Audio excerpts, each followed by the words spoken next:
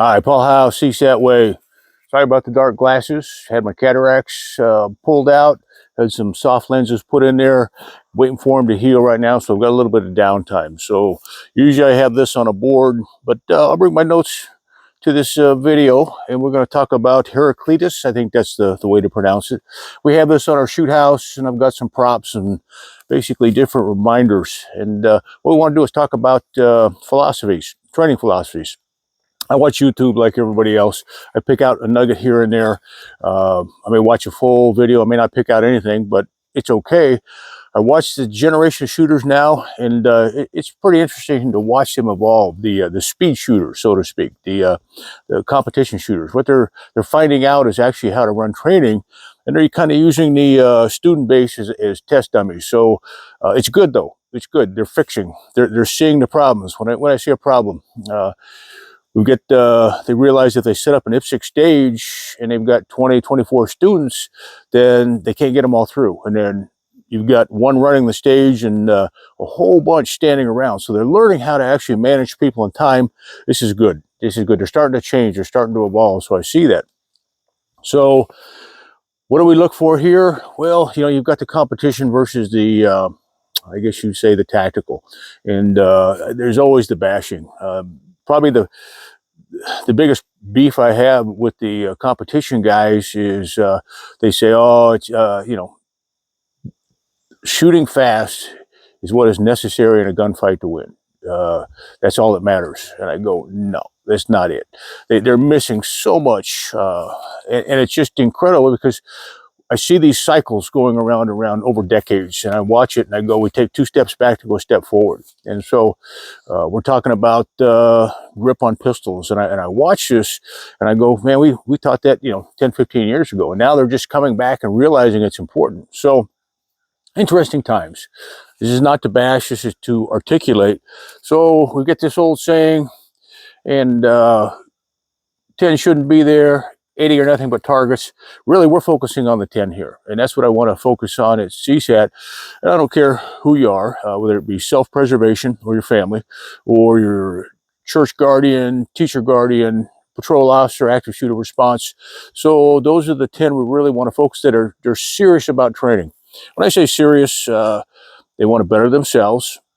They have a warrior and a life ethic, and they're going to go across the whole spectrum, not just shooting, but everything from communication to hand combat, all the different tools. So the handgun is a tool. This is your actual weapon up here, is your brain. They're going to change your life for the better.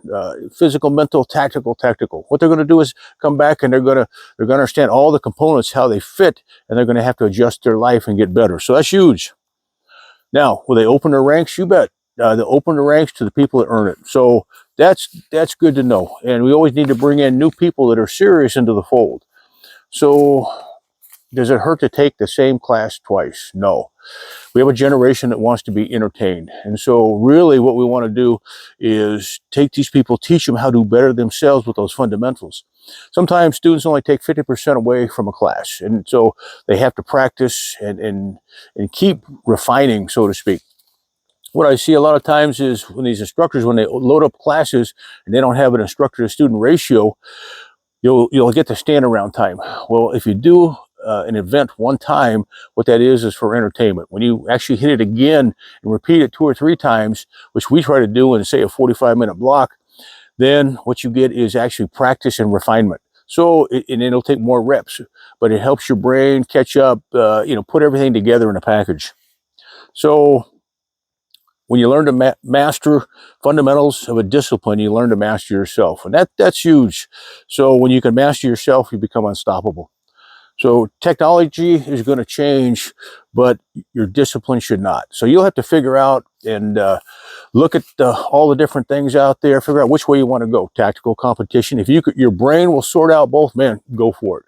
Mine can't. I've got a simple hard drive, and I have to either do one or the other. So books, knowledge, we have this from a long time ago, but I still read. And Coil splashes up. Islands of the Damned, Marine, World War II. So good stuff. Talks about the mindset, violence of action. Good read here. And Another one I just finished, Violence of the Mind, Varg Freeborn, and interesting. He had a really interesting growing up, tough growing up, and in prison time. And then he came out, changed his life, and he put everything together, very well written. It's his, kind of like a critical incident decompression, what he learned, what he took away from it. So it's huge. It's one of those books you need to look at as well. So one of the differences that we look at is, competition, tactical, is your lineage. So have a certain lineage, or go back. A lot of people call it pedigrees. I don't know. I just said, this is my life experience. This is what I think is important. I tell other future instructors, pick out the nuggets, especially the ones that have been in, shootings, and they've actually prevailed in those shootings. What helped you prevail? And then you need to transfer that to the next generation, give back. Part of the problem I have with the competition shooters is false arrogance. And well, actually, it's true arrogance, but a false understanding of where they're really at in life. So things we do different here. I put some props up. We take them, everything from that flat range needs to go right into the shoot house here. If it doesn't, then you have a hiccup in your training program. So we'll talk about that in just a moment. But hand props, discrimination. Koi can splash up some targets. We do heavy discrimination here. The problem I see in the competition is they program you to push guns out. You walk the stage, you program, push guns out. You can't do that in real life. You got to take each situation as it comes. And there's common variables: outside contact, open door, closed door, hallways, T intersections, that you can program students. And here's all the things you can see. And then you have to react accordingly. It's taking them to higher levels. If you program them to push a gun out on everything they see or every human being, you're creating a problem. Because, again, use of force, we'll talk about a civilian, church security, teacher guardian, they can't do that. And then police officers. I know I've talked to police officers, their agency's been sued for pointing guns at the wrong people. So you have to really look at this and put it in context. Let's see. Shooting fast. Yes, shooting fast is important. Accuracy takes precedence over speed. We've heard that before.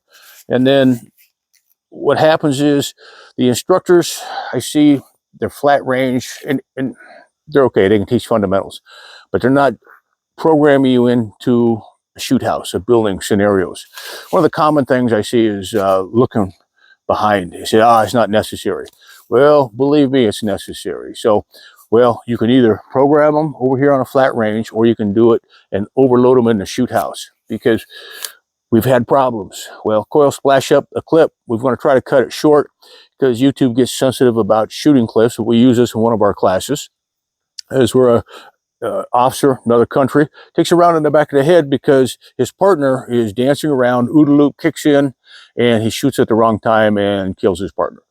And so I can tell you more case histories of that happening out there with, I guess, really high-speed SWAT teams, where in over, say, 20 years, they shot almost as many of their own from shooting from behind and not shooting at the right time.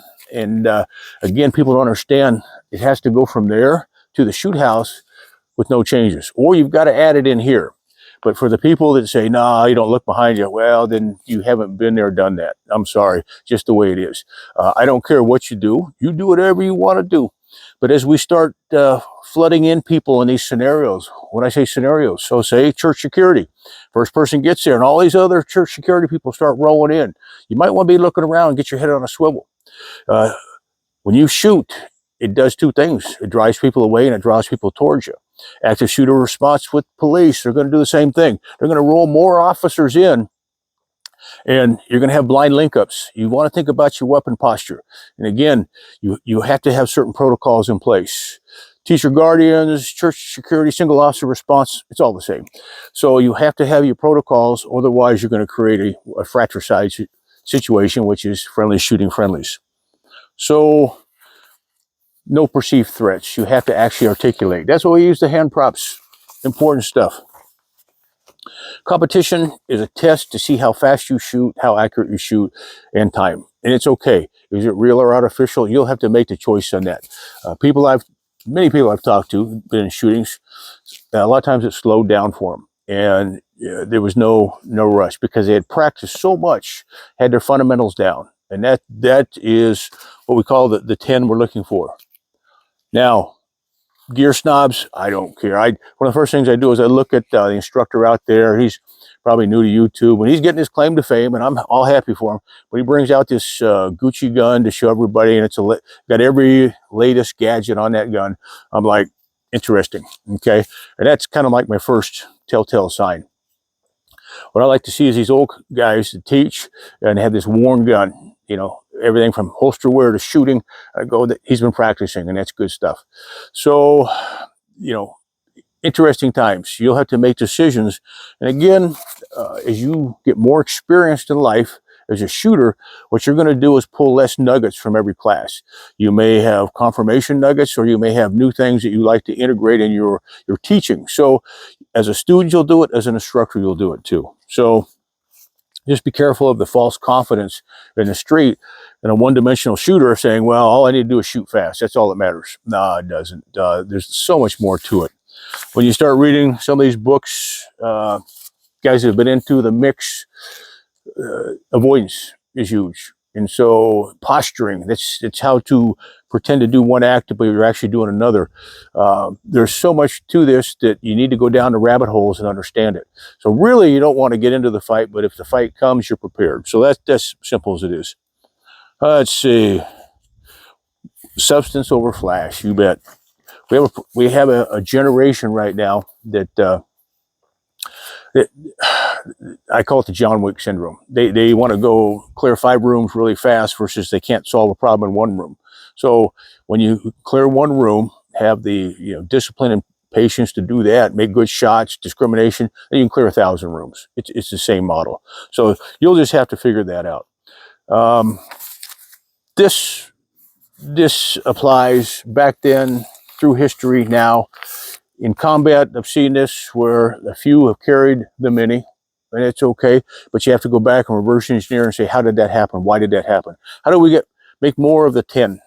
And that's really what we want to do. So I'll be doing a video on the eyes and the tune-up because I invested in some light lenses, because I have choices to either buy expensive guns and gear or get a tune-up here that will help me in my vision and doing other things. Everybody's aging, and so we went through the arcade generation to the LASIK, and now we have lens implants. There's pros and cons. I'll be doing videos on that as well. So think about where you want to invest your dollars. Fixing yourself, fixing your weapon systems, ammo, training. Training is huge, and figure out the training and what you want to get out of it for your personal situation. What that means is, all right, you just be a family man or woman because you want to protect your family. You can be church security, school guardian, police officer, because police, let's just call it the way it is. They're only going to give you a limited amount of training, and it may not be the best. It's all agency dependent. So you're going to have to go out on your own and seek out training if you want to go to higher levels. The only thing that's on the line is your life. So you may want to invest in a little bit of training. So hope this video helps you. You take care, be safe, and I'll catch you on the range. All right, Paul Howe, CSAT Way. If you like our videos, we have a Mighty Network webpage, and over 400 and probably 60 to 70 videos on it right now. Everything from operator level to instructor level. So if you want to continue your training and you can't make it to the range, this site is available. Hope you like it. Give us feedback, because we're always trying to make it a little better. It's organized, structured, just like we'd run a shooting course. So appreciate you guys watching. You take care, be safe. Hope to catch you on the range or in a class.